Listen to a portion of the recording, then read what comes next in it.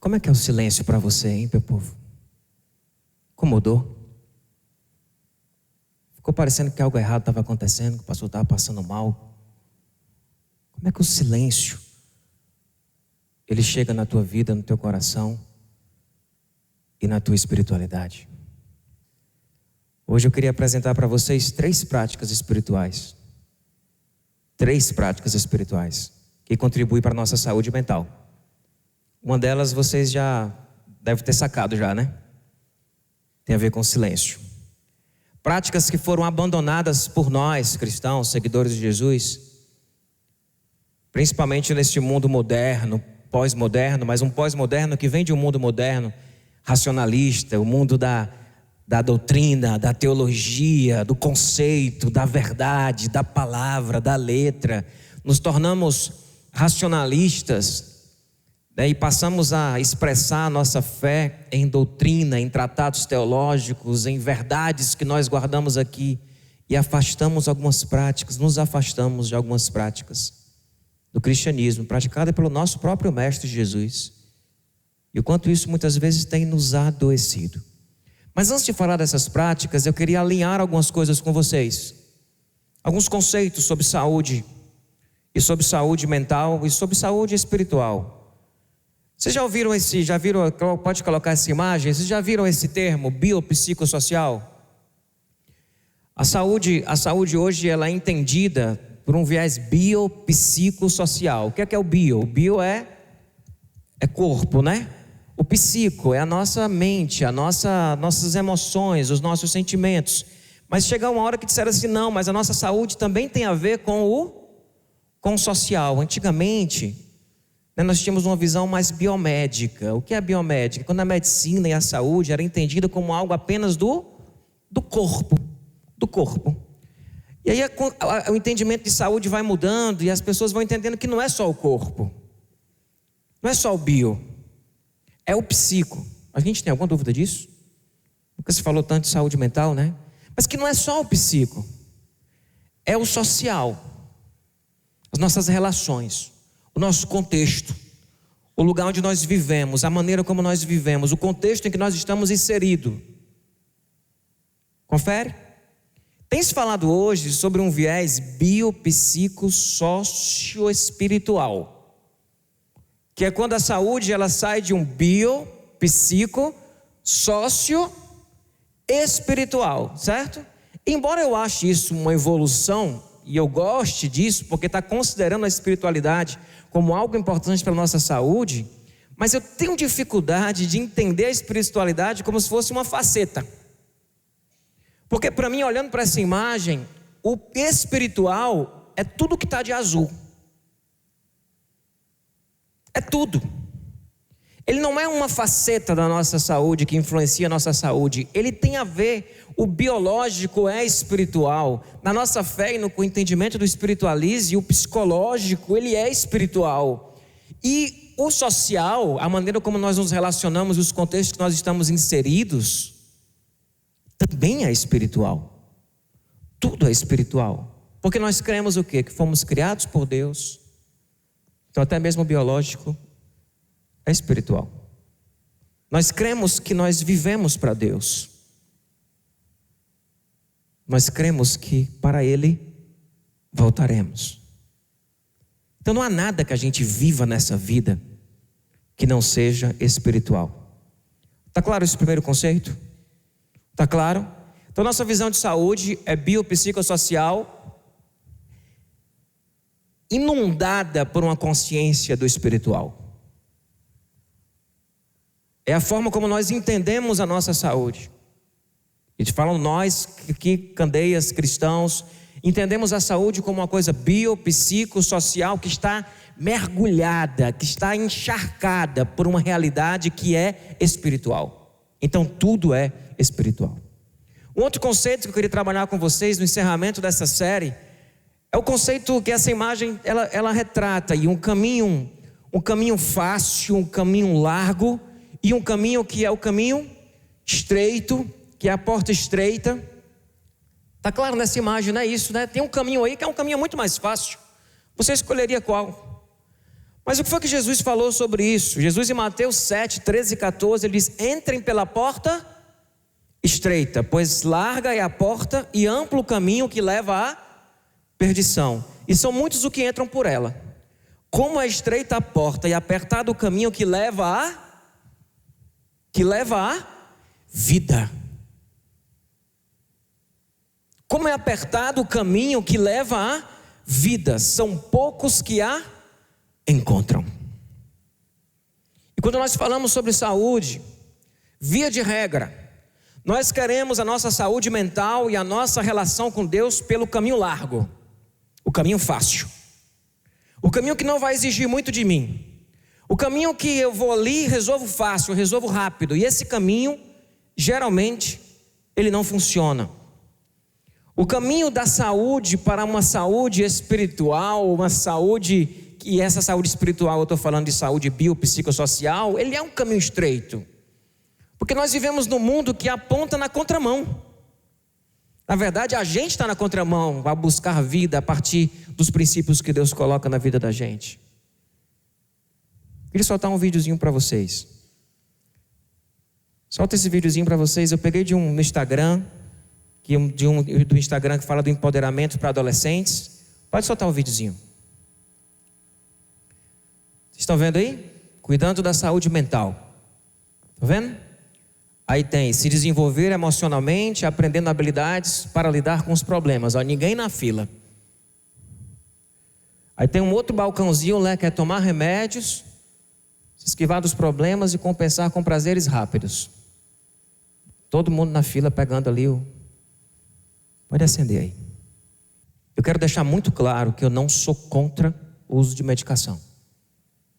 Eu sou a favor, e quem caminha comigo sabe quantas vezes eu já disse: você precisa de uma ajuda de medicação. Mas nós estamos vivendo um momento que tem a ver com essa sociedade do caminho rápido, da porta larga. Nós estamos vivendo um momento de um exagero de diagnóstico e vivendo um momento de medicalização excessiva. Porque quando vem um problema na sua vida, o que é mais fácil? Tomar um remédio e passar? Ou você mudar os seus hábitos, mexer com a sua alimentação, tratar as suas relações, fazer atividade física? O que é mais fácil? A vida, ela está no caminho estreito. Ela está no caminho estreito. O uso da medicação, isso é só um exemplo. Ele precisa ser um apoio para que você consiga mudar os seus hábitos, para que você consiga, e algumas pessoas, em alguns casos mais graves, vão precisar dessa medicação até o resto de suas vidas. Mas nós não podemos, na busca de uma saúde mental, na nossa relação com Deus, irmos no caminho largo, queremos resolver tudo no remédio que eu tomo e não preciso mudar meus hábitos, eu tomo e não preciso mudar minha relação com as pessoas, eu tomo e não preciso ir fazer atividade física. Sabe aquela história de fazer a bariátrica e se você faz a bariátrica e você não muda os seus hábitos, o que acontece com o tempo, meu povo? Volta tudo de novo, não é? Porque a bariátrica devia ser só uma ajuda para que você conseguisse mudar os seus hábitos. Quando a gente não muda isso, volta tudo de novo. Então há um excesso hoje de caminho fácil, na nossa busca espiritual também. Quem não quer resolver seus problemas de depressão, de angústia, de ansiedade, sabe, num seminário de cura interior? Que você vai no final de semana e volta na segunda-feira curado. Quem não quer? Mas isso é caminho largo, é porta larga. E a vida está no caminho estreito. A vida está na porta estreita, que vai exigir de nós, principalmente porque estamos vivendo em um mundo caído, tá? Deixa eu fazer uma comparação para vocês. Lá no Éden, a vida e a morte, tá? A vida era o caminho largo ou era o caminho estreito? Lá no Éden, no jardim, pré-queda, Adão e Eva no jardim. A vida estava no caminho largo ou no caminho estreito? Estava no caminho largo. Eles podiam comer todas as plantas do jardim. Tinha só uma que ia gerar morte e destruição. Mas nós vivemos num mundo caído, cheio de pecado, cheio de realidade de pecado. de abuso, de sofrimento, de ganância, de desigualdade social, sabe, de medo, de vergonha, de culpa. Nós vivemos nisso. Aí a saúde está onde hoje? No caminho largo ou no caminho estreito? Está no caminho estreito. Porque o mundo jaz do maligno. E nós vivemos uma realidade de muita morte, de muita destruição. Então não aceite você ir por um caminho que seja a solução fácil, a solução rápida. Eu digo para você, isso não existe, a não ser que seja um milagre. E aí milagre é rápido, porque Jesus passa, pega o cara, levanta e anda, acabou, resolveu. Essas coisas existem? Existem, não existe? Mas não é no milagre muitas vezes, não é na grande maioria. A grande maioria vai ser em cada milagre, no milagre de cada dia, no milagre de conseguir cuidar da minha vida, no milagre de conseguir mudar minha alimentação, no milagre de conseguir fazer uma atividade física, no milagre de eu conseguir olhar para o outro de uma forma diferente, no milagre de cada dia que vai conduzir a gente, tanto no nosso psico e social, e mandado por uma espiritualidade poderosa, nós conseguimos viver isso da melhor forma, da forma mais plena. Esse caminho é mais estreito, ele é mais difícil. A gente como brasileiro gosta muito da solução mágica. Sabe, de você ir no lugar, a pessoa dizer uma coisa e resolver. Se você tomar isso, resolve. A gente é o povo do devia tomar isso. Olha, eu era assim, mas eu tomei um negócio ali, tem um chá de uma planta, tem um negócio ali não sei aonde, tem um negócio que eu faço, tem um beach tênis que você faz ali, que cura a vida de todo mundo. A gente tem esse negócio, eu estou falando do beach tênis porque eu jogo beach tênis, né? Então a gente vira quase uma religião. Eu jogo não, eu faço peteca com raquete. Aquilo que eu faço é peteca com raquete. Né? Se você fizer o crossfit, se você fizer, depende a gente aquele negócio de indicar para o outro, né? E nada disso é ruim, mas assim, sabe, essa solução rápida não existe, pessoal. É mais do que colocar na agenda que você vai jogar um beach tênis, é muito mais complicado que isso. A saúde mental não se conquista com uma coisa única que você faz e resolve. Ela é sistêmica, ela mexe com tudo. E a gente tem que tomar cuidado com esse caminho, que é o caminho largo e fácil para resolver os nossos problemas. Um outro texto que eu queria mostrar para vocês em Lucas 6,45, que diz que o homem bom, ele tira coisas boas do bom tesouro que está no seu coração, e o homem mau tira as coisas do mal que está em seu, porque a sua boca fala do que o coração está cheio.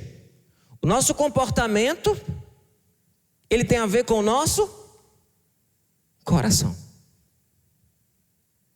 e é nisso que Deus quer trabalhar. De dentro para fora.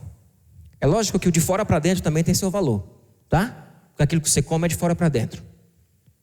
E fazer uma atividade física e gerar um bocado de coisa que você precisa para ficar bem é de fora para dentro e tem seu valor. Mas quando eu vou apresentar essas práticas espirituais aqui para vocês, eu estou lançando uma proposta de dentro para fora. Para que você trabalhe e faça algo que tenha a ver, que mexa de dentro para fora. Tem uma imagem que eu coloquei aí de uma árvore. É curioso isso. Vocês sabiam que a copa de uma árvore, ela é do tamanho da raiz da árvore? Sabiam? Que para a gente se sustentar, aquilo que está aparente é do tamanho daquilo que não está aparente. E de que nós precisamos fortalecer o nosso mundo interior, a nossa relação com Deus, a nossa vida com Deus, para que a gente consiga ter uma copa bonita. Jesus criticou muito isso, não foi? Vocês são limpos por fora, mas por dentro vocês estão podres. Vocês são como sepulcro caiado. E sepulcro caiado não se sustenta em canto nenhum, principalmente no século que a gente está vivendo. Na vida que a gente vive hoje, não se sustenta. Se você não tiver raiz, se você não tiver aprofundamento, se você não tiver coisas que as pessoas não estão vendo que você tem, aquilo que as pessoas estão vendo que você tem, pode ser uma mero vacilo, aquela árvore que está para cair, porque a raiz dela é muito menor do que a sua copa. E a gente precisa trabalhar esse aprofundamento da nossa vida, naquilo que as pessoas não estão vendo em nós. E é nesse lugar secreto, nesse lugar escondido, nesse lugar que está lá dentro do meu coração, que a boca fala do que o coração está cheio. A copa que está lá, ela tem a ver com aquilo que está lá embaixo, fortalecendo, pegando tudo que precisa, para que ela possa dar um fruto lá no final, na ponta do galho, para que ela tenha uma folha verde, para que ela seja como a árvore que dá o seu fruto na estação apropriada. Ela precisa desse enraizamento, ela precisa desse aprofundar. O homem bom tira as coisas de onde? Do seu bom coração, que vem do enraizamento dele. O homem mau tira as coisas de onde? Do seu mau coração. Desse enraizamento que às vezes está indo para outras áreas, está buscando em outras fontes. E não em um terreno, em uma fonte de água que seja limpa e que produza uma árvore forte e frutífera. Você quer ser essa árvore forte e frutífera? Você está disposto, você está disposta a olhar o caminho largo e dizer, espera aí, não é isso não. Vai exigir mais de mim do que um dinheiro simplesmente para poder comprar um remédio, ou do que um dinheiro simplesmente para fazer alguma coisa. Vai exigir mais de mim. Tem a ver com mais que isso. Tem a ver com mais que isso. Que eu pegue a fila do remédio, mas que eu pegue as outras filas que eu preciso pegar, para que esse remédio ele seja apenas um apoio, para que você fortaleça os enraizamentos que você precisa fortalecer para a sua vida e para a sua caminhada. Essas dores que eu senti, e tinha hora que eu evitava muito tomar um remédio para dor, e não é que eu não gosto de tomar remédio para dor, eu amo tomar Dorflex, mas eu ficava assim, a dor é minha amiga, ela é um sinal que eu não estou bem, eu não quero calá-la, eu quero saber se ela está aí ou não, porque se eu só calá-la e não resolver o problema, isso vai estourar em alguma coisa. Eu não quero simplesmente calar. Eu quero tratar isso de uma forma ampla, sistêmica, que mexe com um bocado de coisa. E isso é espiritual. E precisa muitas vezes ser tratado de dentro para fora da nossa vida. Tem a ver com os nossos enraizamentos. Está claro isso? Tem a ver com os nossos enraizamentos. Tem a ver com a nossa capacidade de muitas vezes, sabe, pessoal, entrar no caminho estreito. Entrar no caminho estreito. Às vezes a saúde ela vai ser produzida em coisas muito difíceis de você fazer. Muito difíceis de você abrir mão. Muito difíceis de você ter disciplina. E não adianta a gente ir tapando os buracos, sabe? Com massa e fazendo de conta e pintando por cima, achando que isso vai dar certo. Não vai. A gente precisa tratar de dentro para fora, a gente precisa tratar nas nossas raízes. Está claro até aqui? Eu falei de 3 coisas, não foi? Primeiro foi a visão de saúde do ser humano, que é espiritual, tudo é espiritual. Falei do caminho fácil, da porta larga, que não é onde está a vida. Falei isso, fiz uma criticazinha a essa coisa da medicalização exagerada, não ao uso de medicação, mas ao exagero disso, a isso ser usado como um porta larga, e fiz aqui uma observação que a mudança precisa ser de dentro para fora, da raiz para a copa da árvore que somos, aquilo que aparece, aquilo que todo mundo vê, aquilo que está visível. Quais são as 3 práticas espirituais que eu gostaria hoje aqui de propor, de apresentar? Não vou nem usar esse termo, porque não é nada que você já não conheça e já não tenha ouvido. Mas talvez hoje seja aqui um convite para você trabalhar o seu enraizamento. Solitude, contemplação e silêncio. Solitude, contemplação e silêncio. Isso são práticas de espiritualidade, do cristianismo.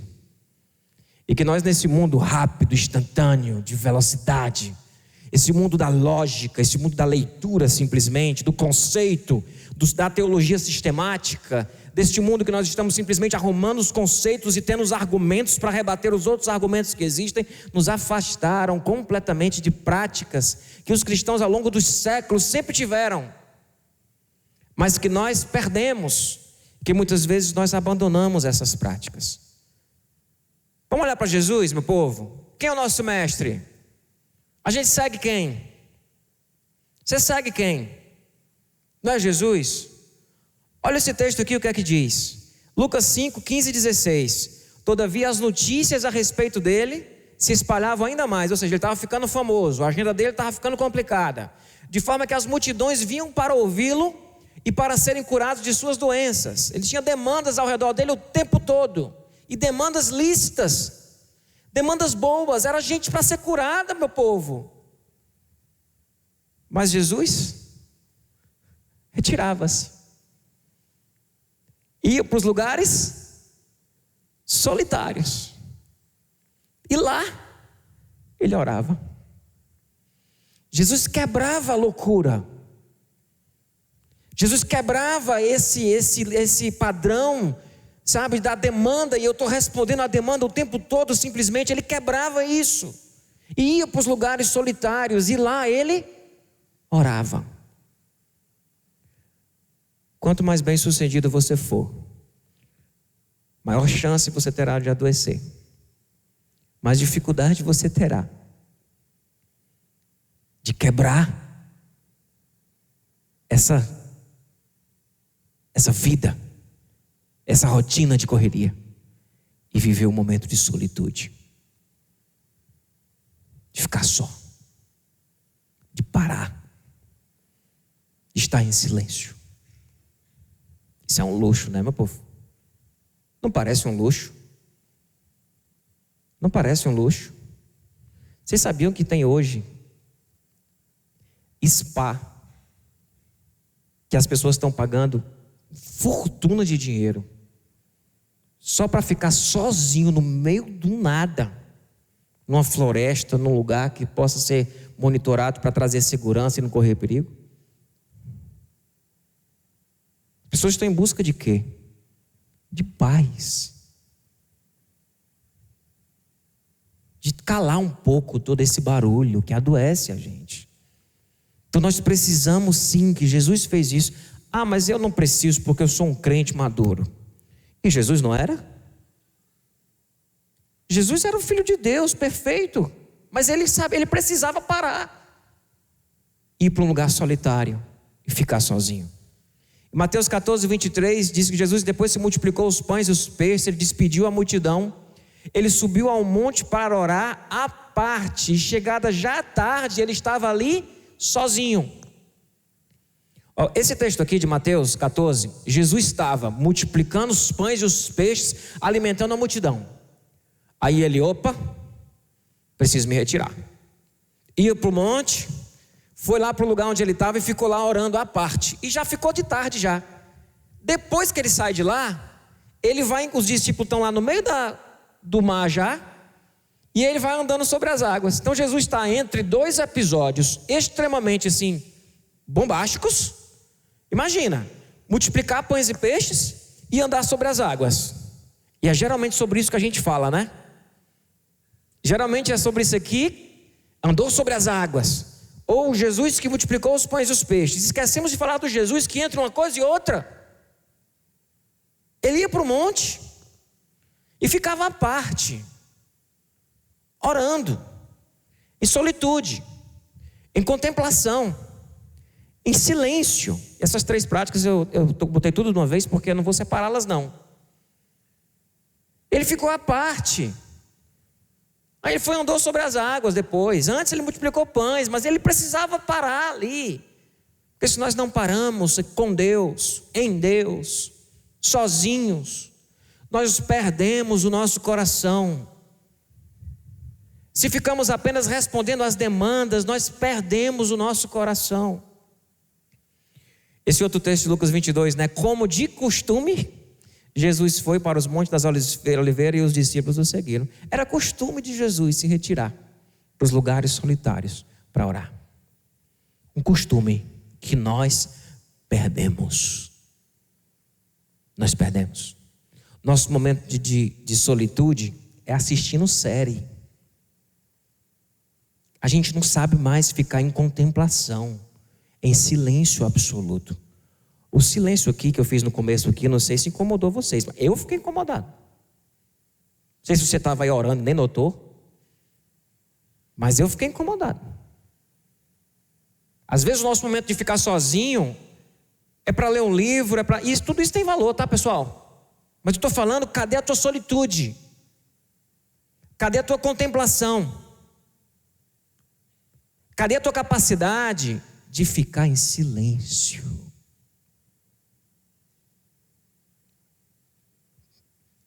Eis que eu estou à porta aí, bato. Se alguém ouvir a minha voz e abrir a porta, eu entrarei e cearei contigo. O problema é que Jesus está batendo, mas a gente está num mundo tão barulhento, a gente não consegue nem ouvir ele fazendo o toque-toque. A gente não consegue nem ouvir o toque-toque na porta. Henry Nouwen, que é um cara um teólogo, um padre, que fala muito sobre espiritualidade e contemplação, ele diz que sem solidão é quase impossível uma vida espiritual. Eu quero caminhar com vocês agora aqui em algumas leituras, tá? Alguns trechos de leituras de livros de teólogos que falam sobre isso. O Peter Scazzero, ele fala que a solidão é a prática de estar ausente das pessoas e coisas para estar com quem?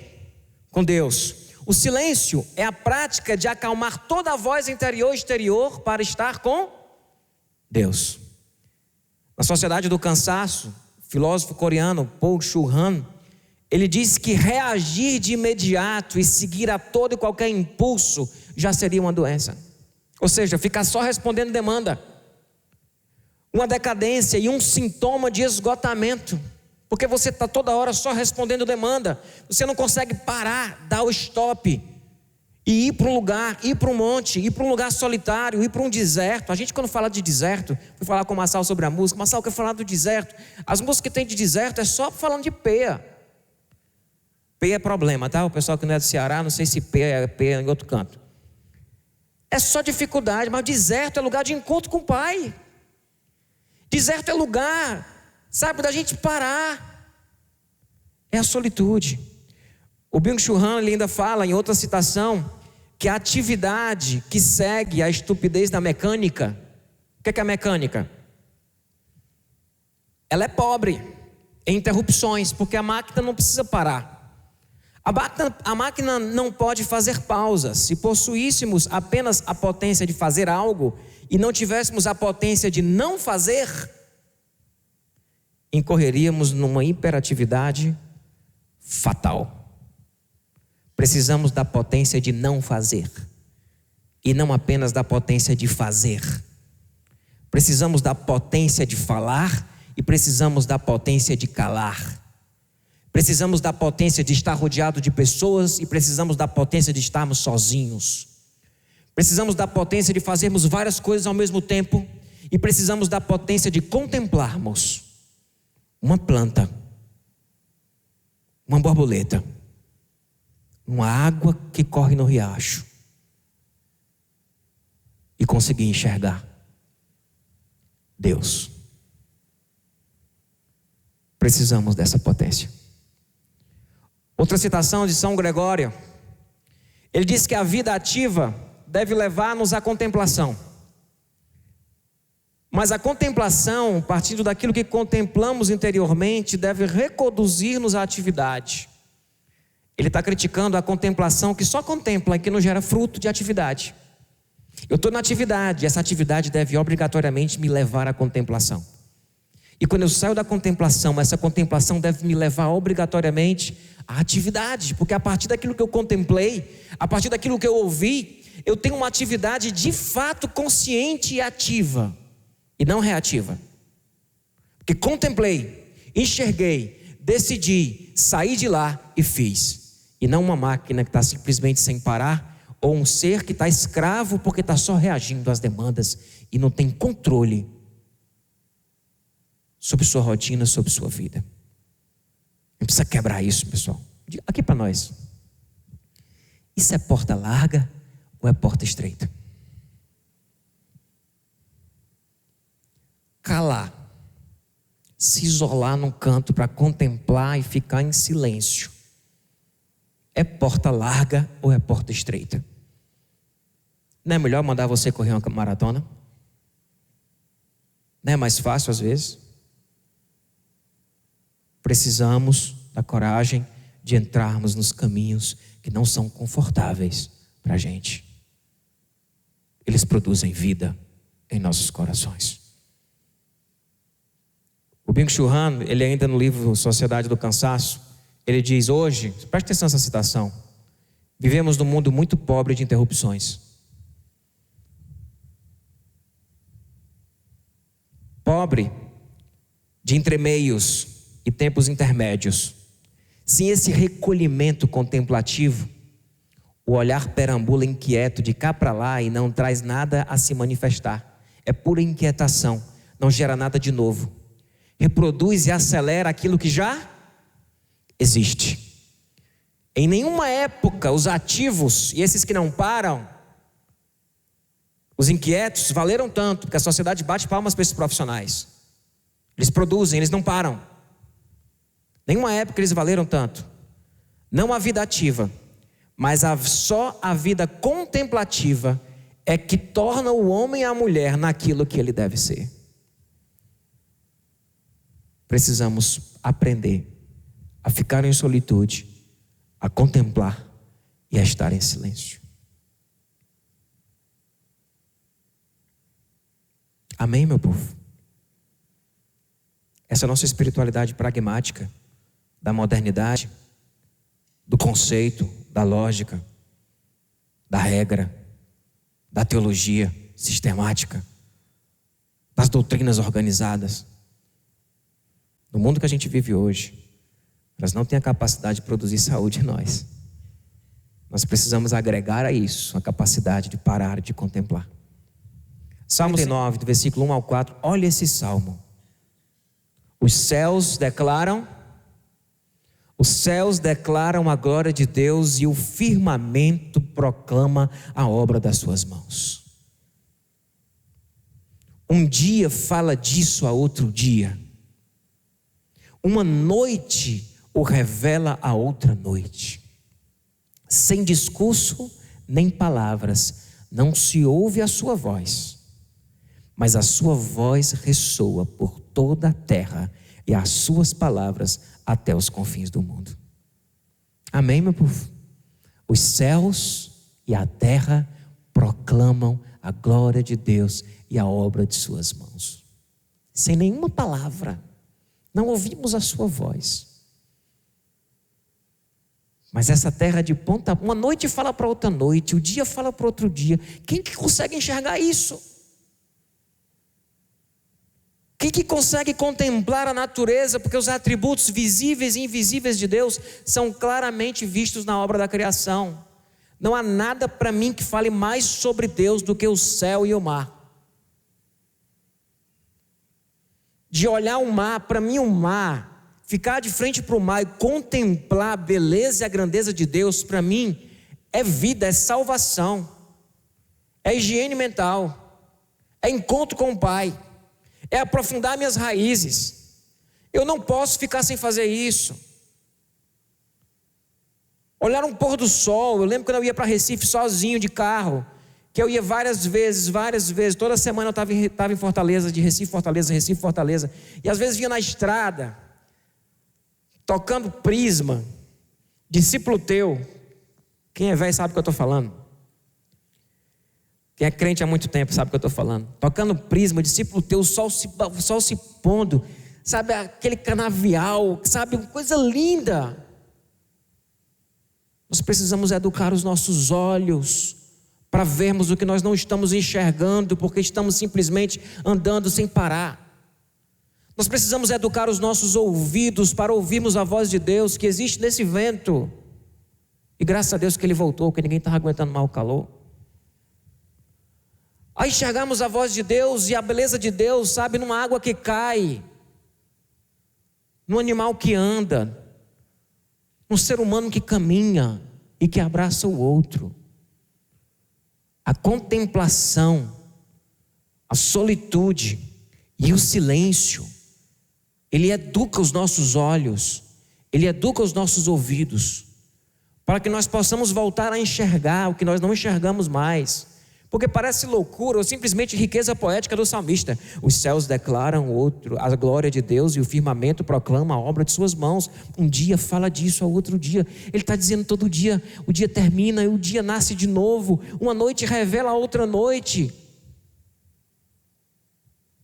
O que é o nascer do sol para você? A gente parou de olhar para o nascer do sol como algo que é manifestação da graça e da misericórdia de Deus sobre nossas vidas, porque não sabemos mais contemplar, desaprendemos a enxergar, desaprendemos a ouvir, estamos correndo de um lado para o outro, sem sabermos interromper essa lógica para pararmos. Uma última citação, esse cara aí que eu não sei dizer o nome dele, ele disse que aprender a ver significa habituar o olho ao descanso, à paciência, ao deixar aproximar-se de si, isto é, capacitar o olho a uma atenção profunda e contemplativa, a um olhar demorado e lento. Algo tão difícil nesse mundo acelerado e líquido. A um olhar demorado e lento. Esse aprender a ver seria a primeira pré-escolarização para o caráter do Espírito. Aprender a ver. Básico, né? A rotina da gente deixa a gente cego. Somente a contemplação, o momento com Deus e o enraizamento da nossa experiência com Ele, que vai nos dar a capacidade de voltarmos a ouvir e de voltarmos a ver. E podemos escrever o nosso próprio salmo, dizendo: os céus manifestam, proclamam a glória do nosso Deus, e a terra as obras de suas mãos. Um dia fala para o outro dia, a noite fala para o outro dia. Nós não escutamos a sua voz. Ele não faz barulho nenhum, mas a voz é claramente escutada e vista em toda a obra da criação do nosso Pai. Meu povo, se nós não estivermos dispostos a pararmos para contemplar, para estar em silêncio, para viver solitude, a gente está abrindo mão de um recurso de espiritualidade profundo, que Jesus mesmo não abriu mão dele. Nós não somos super-homens e mulheres maravilhas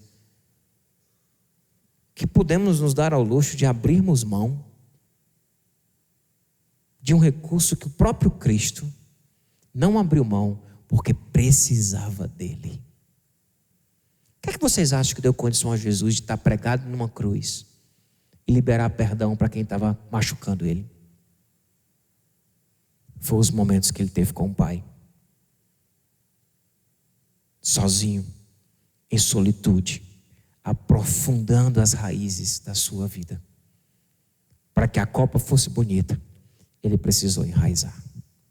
Amém, meu povo? Amém?